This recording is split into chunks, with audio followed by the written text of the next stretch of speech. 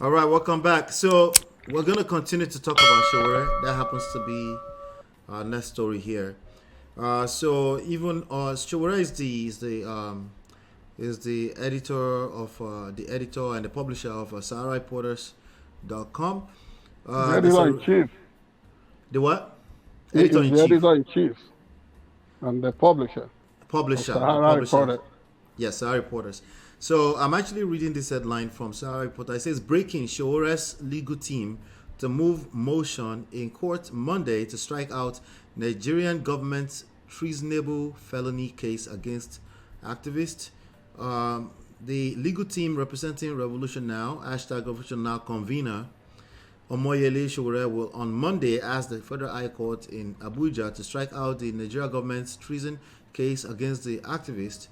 Showore's legal team, led by Mr. Femi Falana, SAN, will move a motion to strike out the case known as FGN versus Omoyele Sowore and Olawale Bakari. This comes after President Bola Tinubu's administration noted that it would discontinue its treason case against the former presidential candidate of the African Action Congress (AAC). Sahara Reporters learned on Sunday that Showore's legal team, led by Falana, would move the motion. You get the gist. Anyway, the news that we got was that on Thursday, Friday, on his birthday, was that this case is going to be thrown out of court Yeah, after since what year are we? 2024. the 5 years. yeah, 2019. Yeah. yeah. Go ahead. Go ahead, sir. The Attorney General and Minister of Justice in the country, in Nigeria, so to say, uh, Mr. Latif Fagbemi, senior advocate of Nigeria, has reportedly told the court that the federal government was no longer interested in continuing this matter with Mr.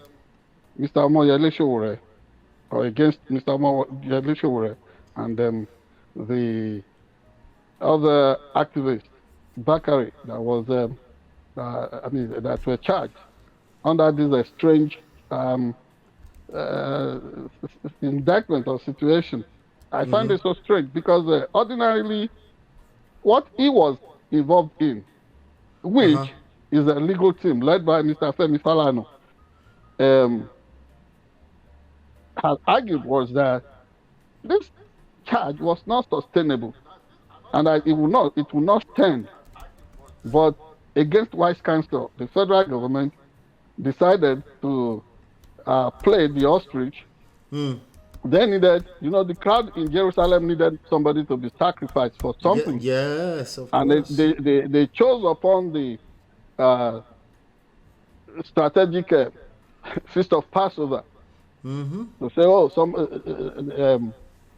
someone must be nailed to the cross, must be crucified. I think that is what the federal government has basically done in the case of Mr. Omoyele Sowore. Yeah.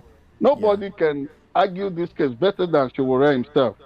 Because even when um, observers, individuals, learned attorneys came from America and they looked at everything, the sum total of the observation was that this is nothing other than something protected by free speech.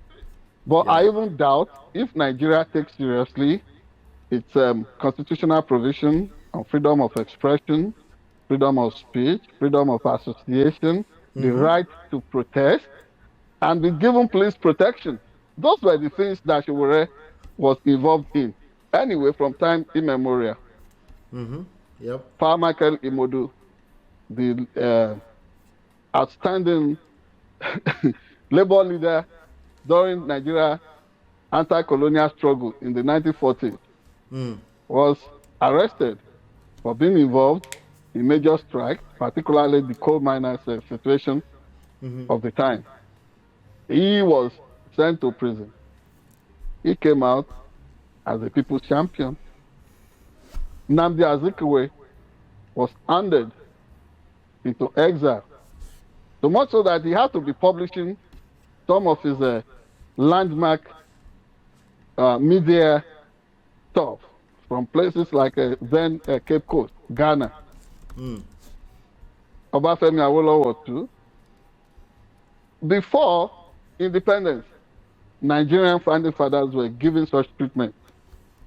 And after President Aminu Kano, all these credible leaders were given same treatment. And after Nigeria's independence, you saw the epic clash, face-off between federal might and regional forces in Nigeria that dovetailed, that later took us to the first military revolution in the country, and later the civil war that was so costly in terms of human lives and the resources to Nigeria. So it's almost like sustaining that pattern.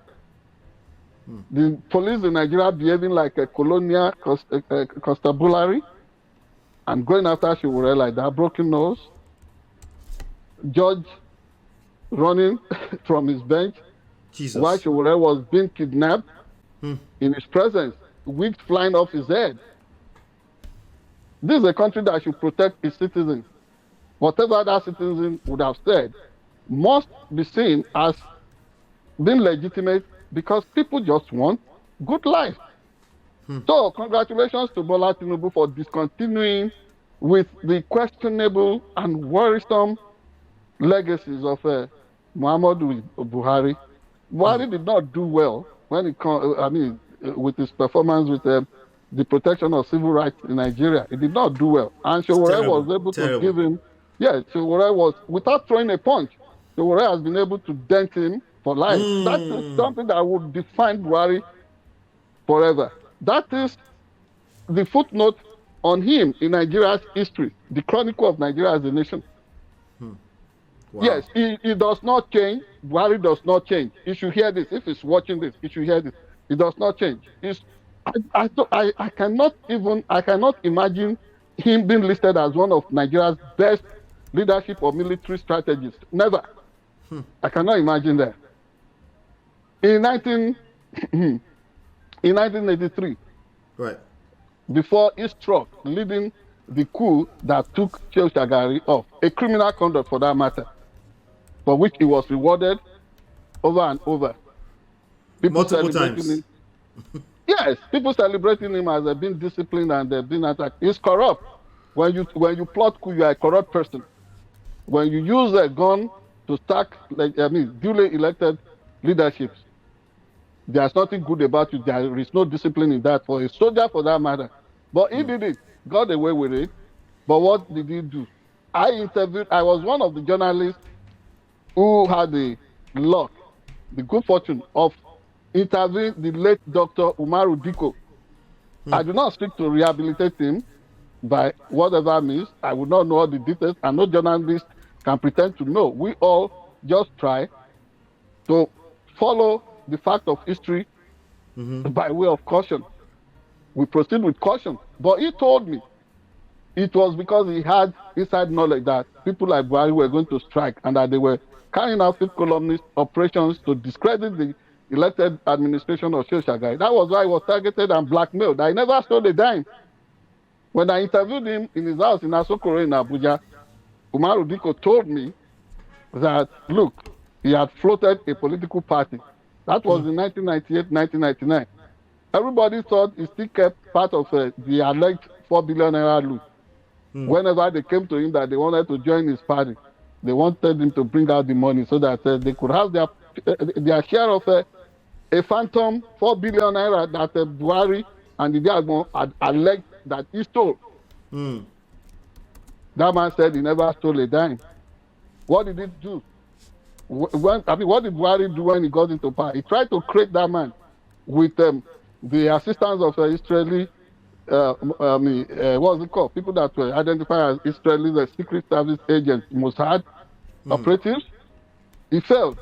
But years later, that was what he tried against Nnamdi Kanu, who is sitting somewhere now, having been created from Kenya to Nigeria. Same strategy. Nothing changes. Same strategy. You change Naira under the watch of unsuspecting citizens, and you get hailed for trying to go after corrupt people. But you target the wrong people and you total the economy. The same thing. Yeah. And what has he done? against somebody like Omoyele Sowore. Of course, they couldn't say Sowore has stolen any money. Revolution now. If somebody is asking for revolution, it means he wants you to change your mindset. Yeah. He wants something to change about a system that is not working. And then they dramatize that and wasted so much money. After you have met Sowore severally. You know met that him this guy. once. Okay. Even Yeah. that once. What did you notice about him? This is an harmless guy. Yeah, Sowore is not. Okay, so let's be fair. Sowore is not harmless exactly. Physically speaking, yes. The only thing that makes him harmful is that he speaks the truth to power. Well, the truth hurts. So that's not harmless. Yeah, that is being harmless. You know those who are dangerous.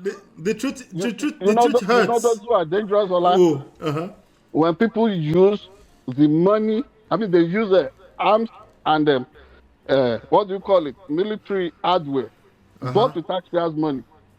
So we can say citizens. That is what is dangerous. So we can say he's harmless to the innocent. It's not harmless to people that have bad to do. Okay, good reason, Ola. If somebody is innocent if somebody is harmless to the innocent, right? Nobody is picking up. If you have cobwebs in your wardrobe, that is when you begin to fear somebody who is only equipped with the power of truth. Yes. That is the sad situation. So congratulations to Sowore. He has said that he's been vindicated. What can we say? Let us wish him a belated happy birthday. Wish him the best. The very belated best. Birthday. I believe that Nigeria is waiting for this young man. He's no longer young at 53. Oh. The people we used to celebrate in those days as fathers of the nation, they were not even in their 50s or 40s. Yeah, it's not a youth. So it's the person we need. He is the man. He is one man Nigeria needs. I dare not call him the only man for Nigeria. Yeah, I don't think it's possible, unfortunately, because of what I understand about power. Of course, it is possible. Let me tell you.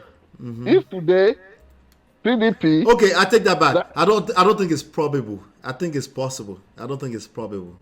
That's what I wanted to say. It is both probable and possible. Let me tell you. If PDP is seriously thinking of reinventing itself today.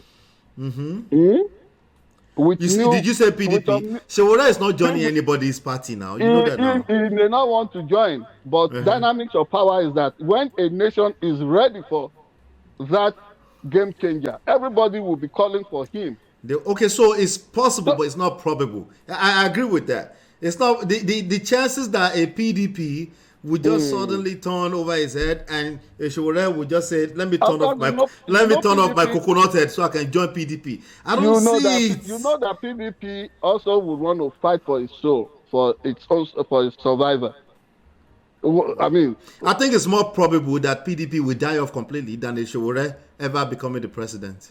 It will not die because that does not even help because of history in Nigeria.